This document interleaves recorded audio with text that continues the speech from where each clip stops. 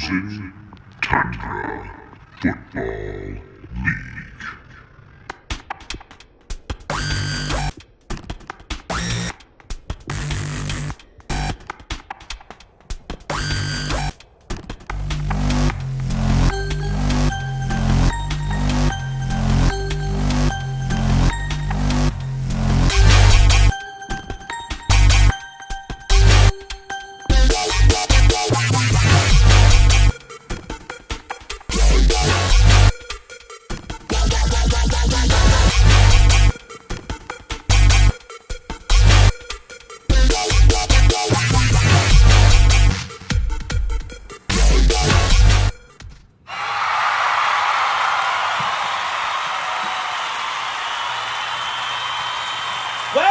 Welcome back, all my friends and fellow FTFLers, to the longest running weekly episodic update show right here in the Frozen Tundra Football League. That's right. Welcome to the FTFL Weekly Update. It is I, Brett, the host, and the owner of We'll Get 'Em Next Time, Hulkamaniacs. And lest you never forget, your one and only king here in the FTFL. That's it. Close the book. Regular season 2019 on the shelf. For historic safekeepings you go, and on to the postseason we march. Now, as we get ready for the first week of the playoffs, Andy and Sid will kick their feet up, take a break. First round buys for two of them. Andy almost makes history, but comes up short. And speaking of short, Sid Hagen, his first round bye, not without controversy of its own. Not really of Sid's doing, although if we're going to get resumes out, Andy's first round bye resume is way better than Sid's. Lots of bad losses, including to yours truly, on Sid's resume. However, Andy's only loss this season until this week was at the hands of the King. Four other teams that are in: Swart, Salty, Deesum, and Matt, rounding out the 6 teams that will go on to vie for the FTFL Championship, which, of course, I won in 2003.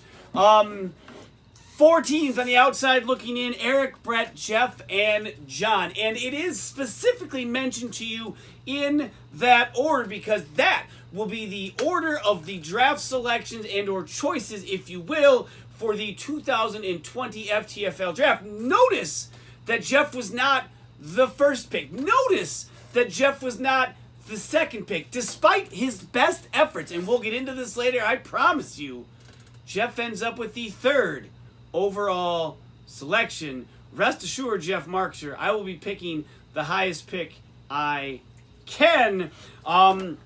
Again, more on Jeff and that situation later.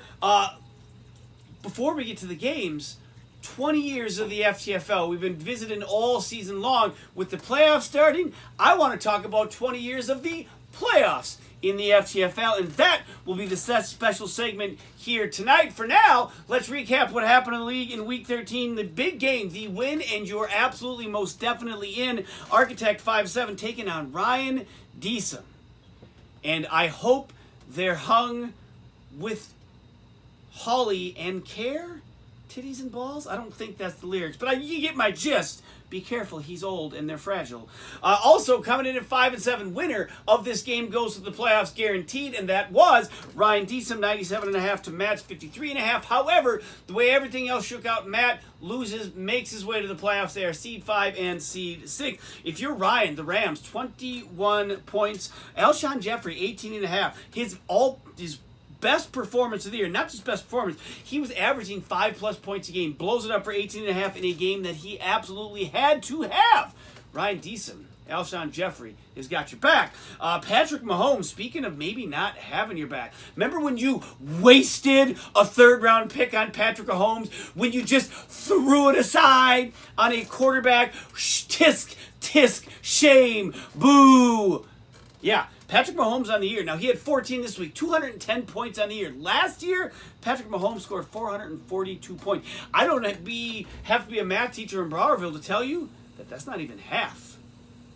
you did waste a third-round pick on Patrick Mahomes. Decent award nomination, and let's be honest, if a second can get it, a third seems to be almost a shoo-in. DJ Moore having a strong second half of the season, chipped in 13. James White on the bench, 26 points. So decent road, James White. Not that kind.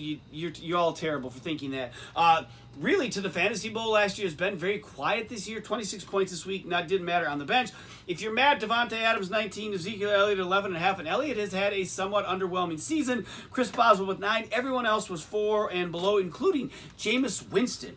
4 points. Lowest output of the season, was only his second single-digit output of the season. He scored 8 in week 1. Doesn't matter. Both teams are in the playoffs. 2 teams that are not going. Had Brett won the week before, it would have been a win and in. But I didn't.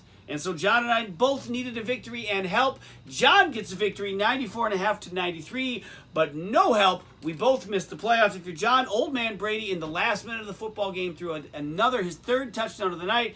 24 points for Brady, tips him over the edge. Derrick Henry, 17.5, quietly the third best running back in the FTFL this season. 16.5 for Woods, came back with a vengeance after, of course, being benched a couple weeks ago, left for personal reasons. Calvin Ridley, Greg Zierlein, 10 apiece. If you're me, I have lost my final 2 games of the season by a combined 2.5 points. If I win both those games, I'm in the playoffs. 2.5 points. Now, I know other things should have happened or could have happened along the way, but 2.5 points was the difference. Todd Gurley, Kareem Hunt, 12.5. I forgot to mention Aaron Rodgers had a huge week with 32 points. Not enough. Darrell Waller, 9.5. Peyton Barber on the bench, 16 points. Best performance of the year. Way to go, Peyton Barber. Only your second double-digit performance of the season. Yeah, you've been good for nothing all season. Yet there you were, all 13 weeks. You're lucky I let you have a job. Again, with the loss, I'm out. John with the win is also out. 2 teams coming up next that are both in. However, what was on the line was the single greatest season in FTFL history. Mixing Cocktails coming in at 11-1, taking on the overworked, underappreciated, underpaid log cabin pizza employees about to riot. And if that riot is coming, I don't know if this week is the start of it, but maybe it's some quiet rumblings. 77 to 65.5. Now, I mentioned earlier, Andy's only loss up until this week was to the king of the FTFL. Swart holds the all-time season best regular season record, 11-1-1. Who beat Swart that season, mind you? This guy. That's right. The only person that beat Swart the year he won the title was me, your true king. Andy doesn't even get a share. That falls to 11-2. Lamar Jackson cooled off a bit this week, 20 points. Joe Mixon, 12. Jones, 9.5 points. Cortland Sutton on the bench, 18. Whoops. Alvin Kamara and Sony Michel combined for 8 points. Sony Michel has been relatively stable this year. Kamara really has yet to find his footing. If Andy plans on making any sort of noise after the first round bye, he needs Alvin Kamara to show up big. If you're Swart, Kenny Golladay had 22, Matt Ryan 18, Leonard Fournette 10.5. All of that means Swart wins and gets to play the first week of the playoffs. It's now time to take a break from the games as we delve into the past, the playoffs. Want to talk about the playoffs? We're going to talk about the playoffs in this week's 20 years of the FTFL. And now, the 20 years of the FTFL.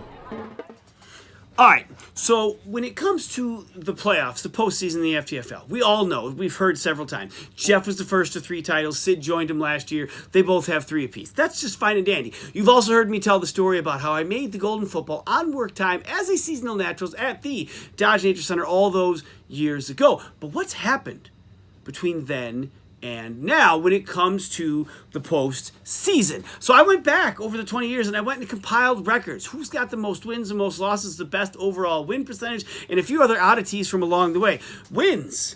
Most wins in postseason history. We know Jeff has 3 titles to his name. He also has the most victories at 15. One behind him, though, at 14, is Eric Deesum right behind him with 13. Sid with 12. Andy and Salty both share 11 postseason victories apiece. On the flip side, now I should talk about victories. Eric was the first to 10 postseason victories. When we get to losses, some of the same names appear because these are some of the people that are in the playoffs every year, and you're all thinking, yeah, because Brett, we know you don't go to the playoffs all that often. No, but when I do, you'll find out I'm not the worst in them either. Most losses, 13 for Adam Swart. Now, 6 of those losses have come when he has had a first-round bye. In 06 and 07, his very first 2 playoff appearances, first-round byes in each one. Lost that game, lost the third-place game. He did it again in 2014. Now, after 06 and 07, he did go on to win the title then in 08. But 6 of those 13 losses have come with a first-round bye. It isn't everything. You might still be okay, Adam Saltmarsh. Sid and Deesum coming in behind him with 12 losses apiece, and Jeff and Andy with 11 losses apiece. Now, Andy lost a lot before he got his first win. He actually didn't pick up his first win until almost 10 years in the league. 2011 is when Andy got his first victory. When we talk about overall win percentages, there's some interesting stuff in there. But before we get that, one last oddity that I pulled out when I was looking at this, 2013 semifinals. Eric versus Jeff, Andy versus John. Eric beat Jeff 98-97, and Andy beat John 100-99. 2 semifinal games, 95 plus points for all 4 contestants, separated by 1 point each. I mean, just amazing. Speaking of amazing, Eric almost has the most wins, was the first to 10, is not on the most losses list, at least in the top 5, because he's got a 583 win percentage in the playoffs. Just behind him is Jeff at 578, Salty 524, and Deesum at 520. Those are the only 4 teams above 500. Sid, Matt, and Andy are sitting right at 500, which leaves 3 of us below 500. I come in at 417. That's right, not the worst. The 8th best, if you will. Behind me at 409, Adam Swart. And after him, these kind of things happen, John. Well, you didn't even make the playoffs when you kept a kicker. But yeah, 364 in the playoffs. However, John does have 1 more title than me. That makes it 2. So that's it for this segment of the 20 years of the FTFL. Back to the update. All right. All I got to say is, at least I wasn't the worst playoff team in history. Yay! You know what? I don't always make it, but when I made it, I haven't been all that... Well, I mean, I haven't been one of the better teams, but I haven't been the worst team either. But again, I'm always trying. I'm always trying to get in, which brings me to the next game, and a topic that has lit this league on fire since it was apparent it was going down this past weekend. Mana, 3-time Lucky Pants. You still owe me 4 cents, champ. Mana coming in at 4-8, taking on the king of the FTFL at 7-5. As we were heading into this game, it became very apparent that Jeff was not entering the best lineup he could. And his reason for this, was that he wanted to get the number 1 overall pick. We already heard. You didn't. You entered a crummy lineup. You lost. Sid won. So did Salty. But Sid got the first round bye, and you still didn't get the first. You didn't even get the second. You got third. I always feel that everyone should be trying to win every game. It's not necessarily about the individual. It's about the integrity of the league. And when other people aren't trying to their fullest, it definitely affects the league and it has a ripple effect. Yes, the comparison was, well, it's kind of like a team that traded away players and now they're lesser of a team. Kind of. I mean, I traded away players, but I was still putting up a lineup that was at least competitive. I lost my last 2 games by 2.5 points combined, and I put up a decent amount of points in both. And so you should always be trying, especially when you actually still have a chance, albeit how small it was, at making the playoffs. You should be trying. In the end, you didn't, and Sid wins. With a lackluster performance, might I add. Saltmarsh goes on and gets the victory, but because Sid also won, he now has to play in the first round of the playoffs. Sid gets that first round bye. Now, the problem is, I don't think we can institute a rule that says you have to play your best lineup, because that's subjective. We're not going to comb through lineups each and every week and say you should have started this guy or that guy. Yes, hindsight's always 20/20. In this case, because it was so blatantly obvious, it's easier for us to call for that, but I don't think that's a rule that we can actually have. I would just like to say a rule in general is you should always be trying to win. Just plain and simple. It's for the integrity of the league and it's for the fairness of the league. This week, Jeff Marksher clearly wasn't trying to win. In the end, it didn't get him what he wanted. So I guess maybe we whatever. If you're Sid Hagen, 63.5 points will not get it done in the playoffs. Julian Edelman, 15. Cooper Kupp, 13. Dalvin Cook, 11.5. Not Carson Wentz. Nick Foles, 0. There's a problem there in Sidland where your quarterback's getting you 0 points. I don't know why he didn't play Dak Prescott, but he did. Now, also, Nick Folk, 0 points, was cut before the game. Now, this I somewhat agree. Yes, I think we should have a floating, pickup thing that floats throughout the game so that if a guy is out, you do have a chance still to backfill your lineup so you don't have to pay $5, which Sid has already said he should pay. However, let's take a little trip down memory lane, shall we? In 2006, I attended a Motley Crue concert at the Minnesota State Fair, the Great Minnesota Sweat Together. I had quite the night. The following morning, by 7 a.m., everyone was at my townhome for the draft. I wasn't in really any sort of shape to draft, but there I was. And not only was I there, but also, drafting in a way that was responsible, so I filled all of the positions on my team. However, there was one owner who by the end of the draft realized, oh my gosh, I didn't draft a kicker. Who was that owner, might I ask? Oh, that's right. It was Sid Hagen. So what happened? He proposed a vote that we added a round of the draft. And we did. And then he proposed we add another one. So we did. We added 2 rounds that year. 2 rounds. So you could pick up a kicker. A few years later, we got rid of the IR altogether and created an extra roster spot. So Sid Hagen, these spots exist. Now, I know most of us don't utilize those spots for that reason. We're not carrying 2 kickers. However, you were carrying 4 tight ends earlier this year, as weird as that was. But those spots are there for responsible management of your team. Have an extra kicker, have an extra defense, have an extra tight end.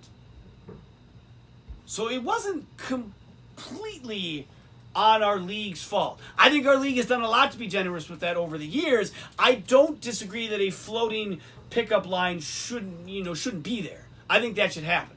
But I also think, yes, that $5 should be going in. That's on you for poor management of your team. Although it didn't matter this week, of course, because Marksher didn't really submit much of a team. Elliott and the Bills, 14 apiece. Mayfield, 8. Had Jeff submitted his normal lineup, Wilson, Chubb, Allen Robinson, John Brown, those 4 guys, 46 points. Add that to the 428 that Elliott and the Bills got, Jeff would have gotten 74. Sid would have lost. Salty would have won. Salty gets a first round bye. I see why Adam Saltmarsh is angry. I know why others in the league are not happy with how this played out. I just hope that going forward, we can uphold integrity and fairness and just try to win. Al Davis said it. Just win, baby. Speaking of just win, that's what Adam Saltmarsh did with the Radioactive Monkeys. 102.5 to Eric's 41.5. If you were paying close attention, that's right. Eric scored a half point more than Jeff, and he was trying. Now, kudos to you, Eric. You were trying, but your team just didn't show up. For Salty, Kirk Cousins, 20. Miles Sanders, who earlier this year he had to burn as a rookie keeper spot because of some roster mismanagement. Oh, well, if Miles continues this, Saltmarsh will probably be pretty happy to keep playing him throughout the playoffs. 14.5 for him. The New Orleans defense, Kid, 14. Chris Carson, DeAndre Hopkins, 12.5. Chris Godwin, 4. Saltmarsh may go on to win the Fantasy Bowl. In the end, the trades, I'm happy with the way those went down. If you're Eric, you had to start Daniel Jones again. Enough said. Cooper Kupp, Matt Prater, 8 points a pop. Like I said, Eric was trying, but to no avail. He misses the playoffs. The Radioactive Monkeys win, but they have to play in the first round because we've already talked a little bit about it. Now, we're going to... Wait, what? There's a call? We actually have a call to the show tonight. All right. I think it's been a couple years since we've had like an actual on-air caller. Let me go see if I can patch this through. Go ahead. Hey, it's your old friend, Bart from Browerville. Sorry about my eye when I jumped into the shrub. I took a stick to it. I think it'll be all right, though. Bart! Oh my gosh, Bart! This is unbelievable. I mean, what is going on right now? I thought you had your hearing, and how did it Yeah, go? well, that's the thing. I was at the hearing and I panicked. I didn't think it was going to go my way, so I ran. Just went right out the door and I left. It was gone. Wait. So where are you right now? I mean, if you're on the run, what are you doing? Are you safe? Are you okay? I mean, Bart, this is not okay. This is not good. You know, I'd rather not say Tell my me something. location, but I promise you, Brett, I'm going to get your money back if it's the last thing I do cross my heart and hope to die. Oh, here they come. Whoa. I'm at a loss for words. I didn't see that coming. Huh. Well, let's I guess try to regroup and wrap this up with the stud, the dud, and the decent. Stud of the week, the Rams defense, 21 points. That's right. Last week I called out the entire Rams team for being just junk and making them aware, I'm sure what they're already aware of, that they're stuck with what they've got. You're welcome, Ryan Deesum. They took offense to me calling them the dud of the week, and now they helped you win, and you're in the playoffs. So, yes, Ryan Deesum, you're welcome. Dud of the week, Jeff's lineup. It was terrible, pathetic, awful. The Deesum update for the week, Jeff for tanking when he still had a chance at the playoff. I don't care how slim of a chance it was still a chance. And add this, it is not often that Ryan Deesum speaks out on behalf of the award in his name. He usually will say that that's ridiculous, that doesn't deserve, I don't want my name to be besmirched, or he says this is what it should be. He spoke out this week. He basically called Jeff's tanking a shoo-in. I say that I really can't disagree with that. Let's wrap this show up. Playoffs, week 1. Andy and Sid get the bye in the championship bracket. Ryan Deesum and the you-know-whats and the you-know-wheres coming in at 6-7, taking on the radioactive monkeys at 8-5. The architect at 5-8, taking on the overworked, underpaid, underappreciated log cabin pizza employees about to riot. As I look at this now, it sinks in. 4 teams from the South made it. Shameful. Next year, baby. Next year, we're bringing it home. Taking on, yes, they're coming in at 10-3. Consolation bracket is the Hulkamaniacs at 4-9, taking on Mana, 3-time Lucky Pants champ Mana, also at 4-9. And lastly, the Pack Attack at 4-9, taking on Team Linkowitz at 5-8. Best of luck to everyone. The holiday season is upon us, and until next time, peace!